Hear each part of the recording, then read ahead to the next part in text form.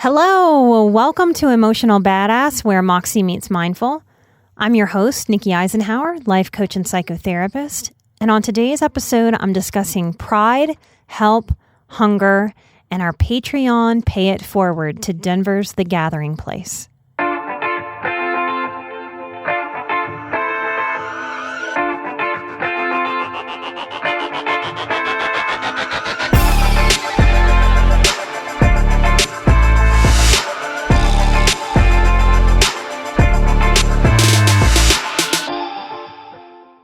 I want to start by simply defining pride. When I looked it up online, some of the simple definitions that I found were pride, a feeling of deep pleasure or satisfaction derived from one's own achievements, the achievements of those with whom one is closely associated, or from qualities or possessions that are widely admired. An example is the team was bursting with pride after recording a sensational victory. Similar words or similes to pride: pleasure, joy, delight, gratification, fulfillment, satisfaction, sense of achievement, comfort, contentment. Another definition of pride: consciousness of one's own dignity. This one really hit me. These simple words, that pride defined as the consciousness of one's own dignity, is really powerful. The example sentence right underneath is, he swallowed his pride and asked for help. I think that statement hit me more than the definition. He swallowed his pride and asked for help. Why is it that as a human tribe that we must swallow our pride to be able to ask for help? We all know in our minds that none of us get through this life without help. I can poll people, they can admit to that. We talk about that with a great sense of ease. Of course, we all need help as human beings to get through. And yet, when we're faced with really needing help, we go through this process of needing to swallow our pride. At the end of this definition of pride that I was looking up, it simply said opposite. And one word: shame. So the opposite of pride, the opposite of pleasure, of joy, of delight, of gratification, of fulfillment, of satisfaction, of comfort, of a sense of achievement, of contentment, is shame. I've chosen a local Denver charity for our Patreon Pay It Forward, and I've sat on it all year, not because I wanted to. If you're more of a new listener to the show, you might not have heard me talk about it before. You hear me invite you to Patreon to support us on the show. That's really how we get the show out. It does cost a lot to produce a high quality podcast, to take the time from everyone's business to be able to do it and put this out there. So our Patreon supporters of the show, our Patreon producers, I really talk about you guys as the backbone, because we really need you to be able to do this work. When we started the Patreon, it was really important to me and to Chris that we started this with a pay it forward option. So from the beginning, we have given 10%. Now, I don't do that every single month, and we're still small and growing. So I've been liking to sit on it so that I can give a little nice chunk to some charities, to people, to places, to organizations that are doing good in the world, so that we have this circle of community and connection. Something that's very important to us as highly sensitive people, and we can feel it. That I do this show and send it out to you, and those of you that have it in your hearts, plus the disposable income, come onto our Patreon, where we also have extra for you. And then we take that 10% and pay it forward. I've chosen The Gathering Place, a local organization here in Denver that does amazing work. I'll tell you about it in a little bit. But it's been a struggle for me this year, as an empath especially, to feel and see the pain going on in the world. Homelessness is up. Hunger is up. I'm not going to give you numbers because they're changing daily in every single city across the U.S. 2 short-lived times in my life, I found myself sleeping in my car. I only had the possessions that I could carry with me. I had left everything behind, not once, but twice in my life. And I did that as a choice. I made that choice. I chose to take myself and to leave, to escape situations that I felt like I would die or lose my life in. I felt myself losing myself.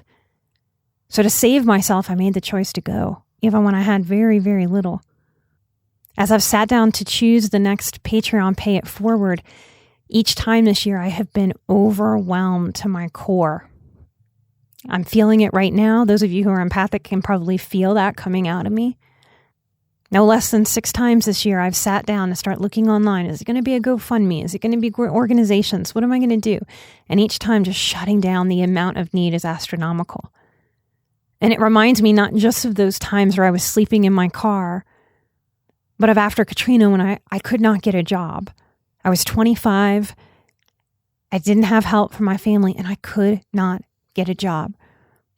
It was a level of terror that I don't know how to put into words. When I look back at those times, to this day, I still have mixed feelings. I have mixed feelings about my pride. How much the pride helped me to pull myself up in blue-collar rhetoric by the bootstraps. And how much the shame kept me from asking and receiving help. How much harder it made me to dig myself out of the hole that I found myself in. And in truth, this is true for most of us. It's very rare that purely a life circumstance sends us into a hole. The holes that I've been in were a combination of life throwing circumstance at me and me not having any iota of an idea of what kind of healthiness to bring to that. So I can look back and really understand how, in my own story, even when I was trying very hard to dig myself out, I didn't necessarily know how to make choices and make decisions that helped me crawl out of that hole. And that's very sad, to be struggling so hard, to be working very hard to dig our way out while we're digging the hole deeper. That's one of the pitfalls of not allowing help in. But that might be exactly the traumatic problem, that we don't know how to let help in. Those of us who come from emotional, physical, mental neglect may also leave that situation with a certain sense of neglect that we think is right because it's all we've ever experienced. Not allowing enough help in becomes, at some point, its own form of neglect. I remember bristling in my early 20s when a therapist wanted me to go to a women's shelter. That was not me. That was not my idea of me. When she made that suggestion, I can remember sitting in this chair on this microphone with you right now, my body becoming washed in shame. I heard every judgment I had ever heard my dysfunctional family make about people who were in need. I heard it. I felt it. If I had to go to that shelter, those judgments would haunt me because I had been taught, and I heard it in my head. I felt it in the cells of my body. As a self-judgment, that would mean I was just too lazy to figure this out. I was just too stupid to figure this out. I was too good for nothing. And just wanting a handout when it was supposed to be my job to pull myself up. I think it's really important to look at that. That the shaming that goes on in certain family systems holds such power that I was more willing to be in danger, willing to go it completely alone, to go hungry, crying myself to sleep in the car, trying to stay hidden so that no one would bother or harass me or tell me to move on. I remember sitting on the floor of my car just trying to disappear one night. I remember considering the practicality of what would happen if I lost the car too. The conversations with self that we have when we are so desperate are so vulnerable and horrifying. And when I walk past the homeless in my neighborhood, that's what I tend to feel. is that sense of desperateness covered up with addiction, covered up with denial, covered up with trying to look tough to survive the streets. But I remember that conversation with myself. And if my extended family members heard this, they'd be very upset and angry. Even to this day, 20-something years later, because they would say, you could have come to any of us. And that's not untrue. There were people that would have let me into their home. I couldn't handle any more shame. That is the power of shame. That it so erodes our self-worth that we can be willing to face almost anything. I remember sitting in that car and thinking, do I need to steady myself? Do I just need to wrap my head around if I'm going to be homeless, I'm going to be assaulted? I was terrified to face that I had been raised to go to college. I had been raised with a certain you are above other people. Having a professional therapist tell me I needed to go to a homeless shelter for battered women terrified me. It held up a very strong mirror that I did not want to look in because I did need help. I needed stability. I needed a safe place to land. I needed some help getting some basic needs met. As I say this to you, I have mixed feelings that I never did go to that shelter. A friend insisted that I come stay with her. And in the moment, of course, that felt better than going to the shelter. But when I look back, I do have mixed feelings about that. She saved me in a sense, but that kind of saving didn't make me work through my own blocks of pride and shame. Those stayed. This dynamic is so strong and so much a part of programming that I'm still working through it more than 20 years later. The first 6 months that I had a part-time assistant, you've heard me mention Kat, I felt ashamed in my body and felt my mind finding old stories from old voices that I hadn't heard in decades, because the programming of shame seems to act like a computer. We can think that we deleted a file or a search history, but if you've ever watched a true crime documentary, then you know that it's not as simple as just deleting a file. It's there somewhere. The right investigator on a case can find that information on a computer. And life has a way of finding and drawing out this old file, this old program. And it feels awful, but it's the universe helping us to clear it. Because we can't clear it until we go through it and face it and get to the other side of it, and then it's clear. This shaming dynamic that blocks the ability to find and receive, allow help, goes so deeply that I felt it even when I was paying an assistant for a service. That first 6 months, I had to keep communicating to Kat that this was a big struggle for me. And I've had to have similar conversations with Chris over the years. So Kat and Chris have reminded me at my request to help me move through this and let it go. That it's okay for me to receive help. It's okay for me to have support because I didn't have those muscles. Kat would send me messages. I'm here to help and I would love to take something off your plate. That makes me happy. And I know that that was right in my mind. But my body has taken about 1.5 years to no longer feel guilty and shameful about receiving and paying for help.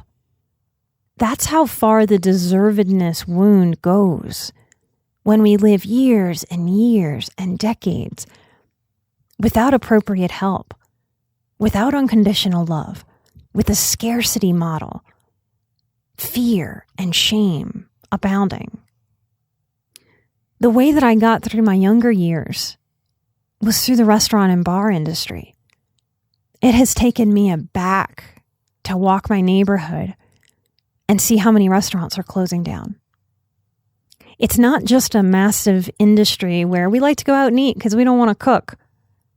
It's the industry that supports many, many lives of people over the course of a lifetime. That's their career.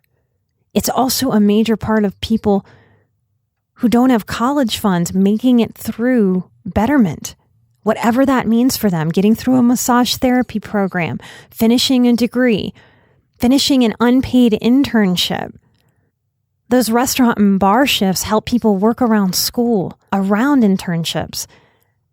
So it's a huge part of the lower to middle class pulling themselves up, finding something different and better, starting their own businesses. It's an industry that allowed me to save myself and change my life.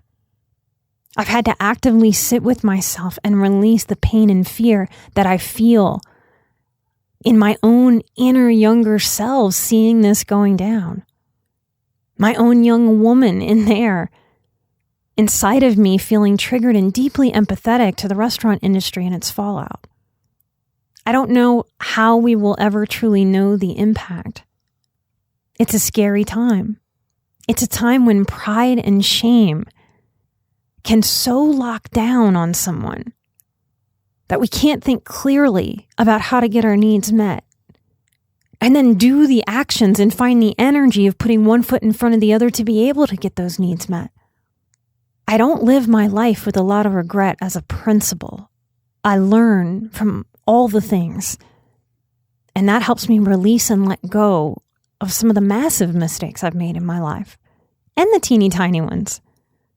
But I do look back on this part of my life with some regret that I made my struggle harder on myself by trying to do it all myself for so long, for letting pride get in the way of me going to that shelter, because it was exactly where I was in life. It was exactly what I needed, and I was no different than the other women that were there.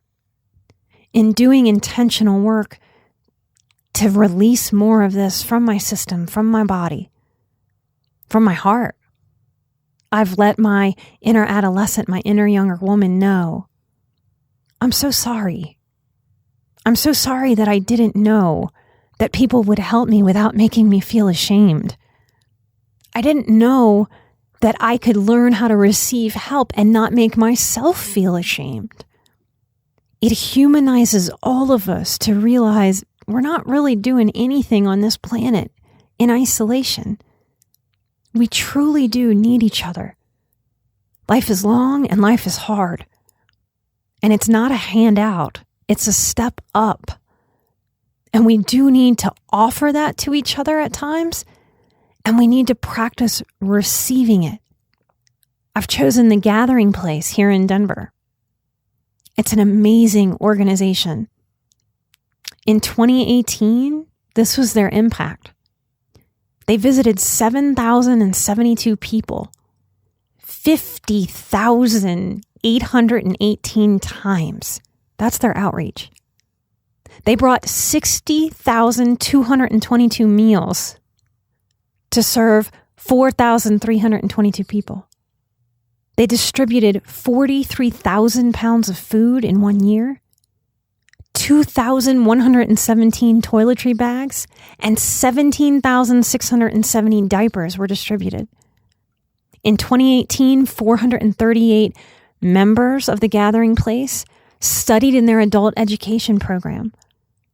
4 students earned a high school equivalency, what most of us know as a GED. 321 members participated in their job readiness program, where they help with resumes and interview skills. 106 counseling sessions happened that year. 707 medical screenings and a health fair were provided on site. In 2018, volunteers donated 17,000 hours to help operate their programs and their services. Because of the listeners, I'm not even going to try to pretend not to cry while I'm doing this. It hasn't been choked up. Because of you, the listeners, who have joined our Patreon. This is the biggest pay it forward donation that we have ever done. But today, I was able to donate to the Gathering Place $1,096. This is a healthy pride that I'm feeling, and I hope you're feeling too, all of you who are on the Patreon. We made this happen together. That is a healthy pride. Not that dysfunctional old pride that kept me away from help all those years ago. I implore you, or sharing this episode, if you know someone who is struggling this year because of the pandemic, because of restaurants closing and struggling, and all the other industries that have been affected that I didn't mention in this episode. I implore you, if you're struggling in any way or know someone who is, to hear and learn from my regret if you so choose. I made my own life harder by not understanding that I came from a shaming dynamic and that there were real people out there in the world, the true helpers like Mr. Rogers tells us to look for at times of crisis, who won't shame, who are willing and ready to help us get a leg up, to climb out of whatever hole that we've found ourselves in. We need more help in this life than we seem to want to admit as a human species. Please proactively take care of yourselves and each other. If you're here in Denver and you're struggling, please reach out to the Gathering Place if you need help, or find resources in your city. Keep asking for help until you find it, until you get it. You matter. Your worth is not based on your stability level. Your worth is inherent. That means you are worthy simply because you exist, simply because you were born and you're here. You are not less than worthy if you are depressed. You are not less than worthy if you are addicted. You are not less than worthy of stability because circumstances beyond your control have rained down in the form of a pandemic. You are not less worthy because we have a government that is not taking financial care of its people while mandating the loss of incomes. It is available to you to find and grow courage, to push against your own resistance, to receive help. That resistance is only a pattern of what you were taught. It's a pattern of lack. It's a pattern of not enough. It's a pattern of being alone and feeling alone. There are billions of people on the planet. We're not alone. Sometimes we just face disconnecting from some so that we have the space to connect to others that can hold us, that can provide a safe place to fall. My favorite things about the Gathering Place and why I chose it is because it gives such practical help to homeless women, trans, and children. They have 4 shower stalls so that you can go and get clean. They have a nap room with 6 beds so that you can shower and have a truly safe place to grab a nap and a meal. They have laundry facilities for free with free soap. We need practical solutions in this time, and we need to give and we need to receive. We can do that to honor each other, and we can do that to honor ourselves. If you are in struggle right now, I bet there are times in your history when you have stood up to help others. Consider giving yourself the permission that it takes to allow yourself to be helped now, if and when you need it. We break those old patterns of lack by aligning with the help that is out there and available. I want to thank everyone who's listening to the show right now, who's holding space for my emotion, my vulnerability. Highly sensitive people out there, I know that you have felt a lot of this too, even if you don't have this type of struggle in your history. In an upcoming episode, I'm going to discuss more about how we can learn to be empathetic without carrying the load. Because if we carry the load, if we carry the weight, we're going to feel weighted down and exhausted. It's infinitely harder if we're carrying the load to do the good work that we feel called to do for ourselves and for each other. It's a skill that counselors develop to be able to feel empathetic without carrying the load. And you can learn it too. I hope to have someone from the Gathering Place to interview. I've reached out to them so that we can hear right from someone from their organization more about what they do to serve our Denver community. I want to end this episode thanking these Patreon producers of the show that made this donation happen. I want to thank Vari, Rebecca, Angela, Dee, Julia, Amber, Carolyn, Regina, Elea, Keisha, Paige, Karina, Michelle, Alex, Heather, Devin, Shannon, Paul, Luis, thank you for giving us permission for full name. Ethan Morley, another full namer. Alyssa H, thank you so much. Heather. I want to thank Deanna R from You Me Empathy. I'll be on their podcast soon. Thank you so much for supporting Emotional Badass. I want to thank Edward, Andrea, Ruth, Stefania, Alexandra, and Hillary. Thank you so much for supporting me and supporting our Patreon Pay It Forward. We are powerful as individuals, and my goodness, look what we can do when we come together. I'm sending out a big dose of peace. My hand's on my heart. I'm sending it out to you right now. To find the gathering place and donate yourselves, or to find one of their Amazon fulfillment lists, I know they are in need of formula and V8 and a couple other essentials like that. So if you want to go on and not give money, but give stuff, that's available for you too. You can find them on Facebook, or you can find them at their website. It's The Gathering Place, so tgpdenver.org. I'm an emotional badass. You're an emotional badass. The Gathering Place is definitely full of emotional badasses. And together we are where Moxie meets mindful. Light and love. Take care of yourselves and each other. And I'll see you next time. Bye-bye.